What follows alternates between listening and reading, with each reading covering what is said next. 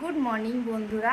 তো তোমরা কেমন আছো? আশা করি ভালো আছো, আর আমরাও ভালো আছি। এখন ছেলে ভালো আছে, জ্বর নেই, তো আমরাও ভালোই আছি।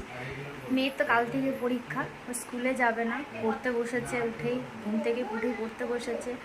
আর আমারও কাজ মোটামুটি এগিয়ে গেছে। আজকে না জামা কাপড় কেচেছি রান্না বসিয়ে। কেন বলো তো, সকাল থেকে দেখছি উঠে রোদ দিয়েছে। না, এটা কাজে লাগাতে হবে। জামা কাপড় তাড়াতাড়ি কেচে মেলে দিলে যদি আমার 2-3 ঘন্টা রোদ দেয়, শুকিয়ে যাবে। আজকে যেগুলো কেচেছি না, বেশ মোটা মোটা, মানে ওর বাবার জিন্সের প্যান্ট এগুলোতে একটু রোদ চাই। আর কালকে যা কাচা হয়েছিল একটুও রোদ পাইনি, সেগুলো ফ্যানের হাওয়াতেই মেলা ছিল। সেগুলো একবার রোদে দিয়ে আসবো, আর আজকেরগুলো দিয়ে দেবো, শুকিয়ে যাবে। তাহলে একবার মাঝখানে উল্টি দিয়ে এলে শুকিয়ে যাবে। তো কিছুটা রান্না হয়েছে, আর কিছুটা এখনও বাকি আছে। ছেলে এখনও ওঠেনি, উঠবে। আর ওর তো খাবারের জ্বালা চলছে, জানি না উঠে কী করবে। তো চলো, আজ আমি সারাদিন কী করছি দেখতে থাকো, সঙ্গে থাকো।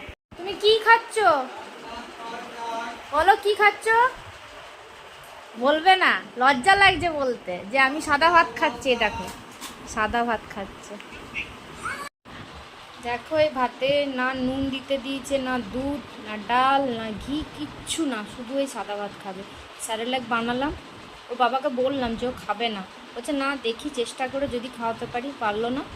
তারপরে এই বলছে ভাত খাবো, সাদা ভাত খাবো। কী আর সাদা ভাতে ওর ভালো লাগে আমি জানি না।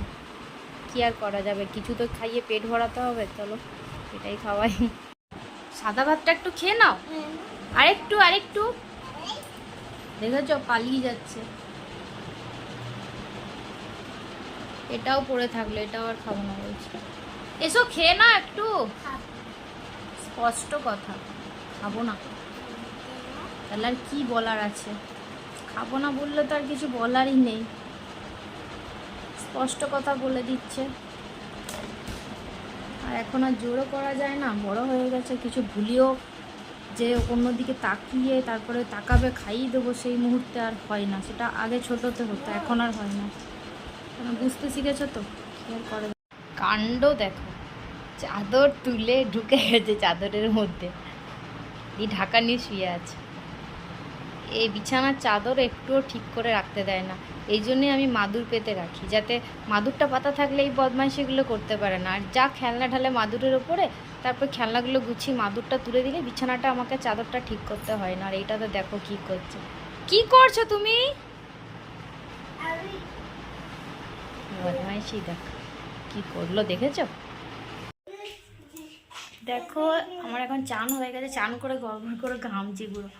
মানে একটু ছোটাছুটি করলাম, তো চান করে ছাদে গেছিলাম। রোদ দিয়েছে, জামা কাপড় তো ভিজে গেছিলো, বৃষ্টি এসেছিলো, তুলতে যেতে পারিনি। আবার রোদ দিয়েছে এখন, সব আবার ভালো করে মেলে টেলে এলাম। তো রোদে গেলাম, আর ফ্যান বন্ধ করে আছি তো। আর এই যে ছেলে বদমাইশি করছে। কি এটা কি করবো আমি? এটা এটা কি করবো আমি? ঘেমেছে দেখো, নাচ করছিল, গান লাগিয়ে দু ভাই বোনে নাচ হচ্ছিল ভাই বোনের। এবার দেখো ঘেমেছে, দেখো কীরকম ঘামে, জামা চেঞ্জ করতে হবে। বৃষ্টি এরকম জ্বালাচ্ছে, ভালো করে বৃষ্টিও হচ্ছে না, গরমও সেরকম লাগছে, আর এরকম জ্বালাতন করছে। চলো পরে আসছি। এই দেখো, ওইখানে ভাত। আজকে একটু সিম্পল রান্নাই করেছি, সবজি দিয়ে ডাল, গাজর কুমড়ো দিয়ে ডাল হয়েছে। এটা হলো মাশরুম, সে কালকে যেটা কেটে রেখেছিলাম সেই মাশরুমটা করেছি। আর এটা দই মাছ করেছি। আর ছেলের জন্য একটা মাছ ভাজা রেখেছি। এই আজকের আমাদের লাঞ্চ আছে। এখন সন্ধে হয়ে গেছে, একটু আগে খুব বৃষ্টি হলো। তো আজকে না দুপুরবেলা পর তোমাদের সামনে আর আসা হয়নি। ছেলেকে খাওয়াতে নিলাম, খেলো না। ও 2-4 বার মুখে ভাত নিয়েছে। আর এখন আর সাদা ভাতও ভালো লাগছে না। আমার মনে হয় জ্বরের জন্য একটু বেশি যেন খাওয়াতে বায়না করছে। জ্বরটা হলো তো এই জন্য হয়তো বায়না করলো। সাদা ভাত বলো, এই ফলের জুস এগুলো তো খায়, কিন্তু এখন সেগুলোও খেতে চাইছে না, কলাও খেতে চাইছে না। মানে জ্বরটার জন্যই হয়তো হবে। তো যাই হোক, তারপর না দুপুরবেলা ছেলেকে মেয়েকে ঘুম পাড়িয়ে দেওয়ার পর আমি বসে ফোন দেখছিলাম। ভাবলাম ঘুমোবো না, ঘুম হলে না ঘুম থেকে উঠে কেমন একটা বিরক্ত লাগে, তারপর রাতে ঘুম আসতে চায় না। তারপর ছেলে যখন কাঁদছিল, 4টের দিকে ওর কাছে গেছি, আর শুয়ে ওকে ঘুম পাড়াতে পাড়াতে আমারও চোখ লেগে গেছে, একদম 6টা বেজে গেছে। ওর বাবা স্কুল থেকে এসেছে, আমাকে ডাকিনি, গেটটা খোলা ছিল, ঢুকেছে। তারপর 6টার দিকে সবাই উঠলাম, মেয়ে, আমি, ছেলে। তো মেয়ে না কদিন থেকে ফ্রেঞ্চ ফ্রাই খাবো বলছে। বাইরে গেলে ওকে ওটাই কিনে দিই, কেন ওটা খুব একটা ক্ষতি করে না, আলুর থাকে। আর ছেলেকে একটা দুটো হাতে ধরিয়ে দেওয়া হয়। কাল থেকে বলছে, কালকে আনলাটা পরিষ্কার করতে গেলাম বলে আর হলো না। তা আজকে বলি একটু ট্রাই করে দেখি। আমি কোনোদিন বানাইনি, আজকে প্রথম আমি ট্রাই করব। তো জানি না কেমন হবে, চলো দেখতে থাকো। ফ্রেঞ্চ ফ্রাই বানানোর জন্য আমি এখানে মোটা মোটা করে আলু কেটে নিয়েছি। আমরা নর্মালি যেরকম আলু ভাজার জন্য আলু কাটি, তার থেকে এর জন্য একটু মোটা করেই কাটতে হবে, সরু করে কাটলে হবে না। তো এরকম মোটা করে আলু কেটেছি, এটা ধুয়ে রেখেছি, জলের মধ্যে ভিজিয়ে রেখেছি, ধোয়া একবার হয়েছে। এখানে জল গরম হচ্ছে, এবারে আলুগুলো আমি এর মধ্যে দিয়ে দেবো। দিয়ে একটু ভাপিয়ে নেব, সেদ্ধ ঠিক করব না, আমি একটু ভাপিয়ে নেব। সেদ্ধ করলে তোমার ঠিক মতন হবে না। এটা একটু আমি টকবক করে ফুটে যাবে, তখন নামিয়ে নেবো, ছেঁকে নেবো দিয়ে ঝুড়ির মধ্যে। তো এটা একটু ভাপিয়ে নিচ্ছি। দেখো এটার কালারটা আমার চেঞ্জ হয়ে আসছে, আলুটার কালারটা দেখবে একটু চেঞ্জ হয়ে আসবে, তখন বুঝবে যে এটা মানে ভাপানো হয়ে গেছে। এবার এটা এই পড়ে গেল। এবার এটা আমি ঝুড়ির মধ্যে ছেঁকে নেব, গ্যাস অফ করে দিব। ঝুড়ির মধ্যে ছেঁকে রেখেছি, এবার একটু ঠান্ডা করে নিতে হবে, আর জলটা সম্পূর্ণ ঝরিয়ে নিতে হবে, যাতে একটু আলুর মধ্যে জল না থাকে। তারপর এগুলোকে আবার দেখো কি করা যায়। এ দেখো আলুগুলো আমার অনেকটাই ভাপানো, মানে সেদ্ধ প্রায় বলতে পারো 50% আমি করেই নিয়েছি। এবারে এটাকে আমি ঠান্ডা করেছি, জল ঝরিয়ে নিয়ে ঠান্ডা করেছি। এর মধ্যে আমি কিছু জিনিস দিতে হবে, যেমন ধরো কর্নফ্লাওয়ার দেবো। কর্নফ্লাওয়ারটা শেষ হয়ে এসছে, তো যা আছে দিয়ে দেবো পুরোটাই। হ্যাঁ যা আছে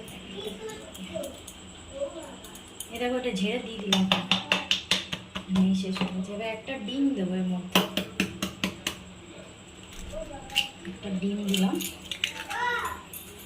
হ্যাঁ বাবা আছে। একটু নুন দেবো, ভাপানোর টাইমে একটু নুন দিয়েছিলাম, অল্প একটু নুন দেবো। লঙ্কার গুঁড়ো দেওয়া যায়, কিন্তু আমি না যেহেতু ছেলেও খাবে মেয়েও খাবে, এই জন্য আমি দিচ্ছি না লঙ্কার গুঁড়োটা। না এমনিতে আমি রান্নাতেও খুব একটা ব্যবহার করি না, কাঁচা লঙ্কাই ব্যবহার করি, এই জন্য লঙ্কার গুঁড়ো দেবো না। তবে একটু কাশ্মীরি লঙ্কা দেবো, তাহলে একটু ইয়েটা কালারটা ভালো আসবে।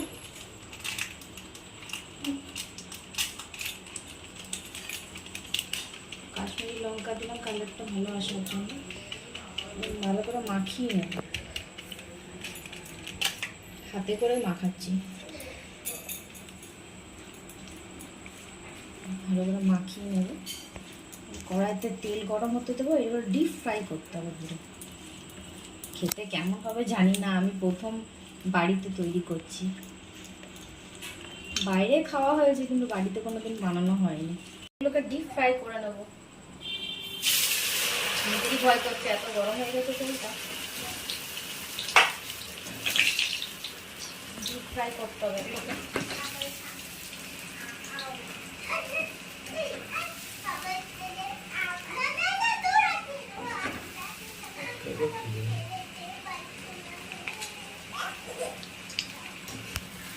লাল করে ভাজতে হবে এগুলোকে। এমনিতে কাশ্মীরি লঙ্কা দিয়েছি, লাল হবে, আর লঙ্কার গুঁড়ো দিলাম না, ছেলে মেয়ে খাবে বলে। আর ওটা না আমার ভালো লাগে না, কোনো রান্নাতেই আমি দিই না, খুব কম। বাড়িতে কেউ এলে টেলে তখন হয়তো অল্প দেওয়া হয়। এই যে মনে হচ্ছে হয়ে গেছে, তুলে নেবে।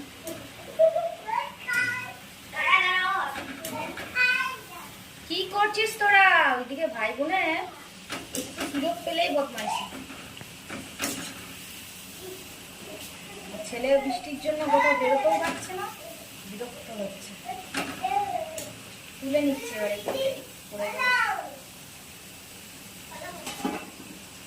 প্রথমবার ট্রাই করলাম, ভালো হলে আবার করব, খারাপ হলে আর করবো না। কি খাচ্ছ? French fry. এই দেখো, খাবার তো খাবে না, কিন্তু এইটা নিয়ে বসে গেছে। আবার বলছে টমেটো সস দাও, টমেটো সস। কি খাচ্ছ? Tomato sauce. এটা কি? Tomato sauce. কেমন হয়েছে? ভালো।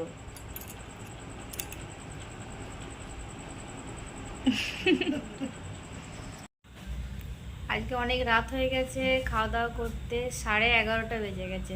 কেন বলো তো, আমার বাবা মা এসেছিলো, আমি না 2 দিন ধরে বৃষ্টির জন্য ওই বাড়ি যাইনি।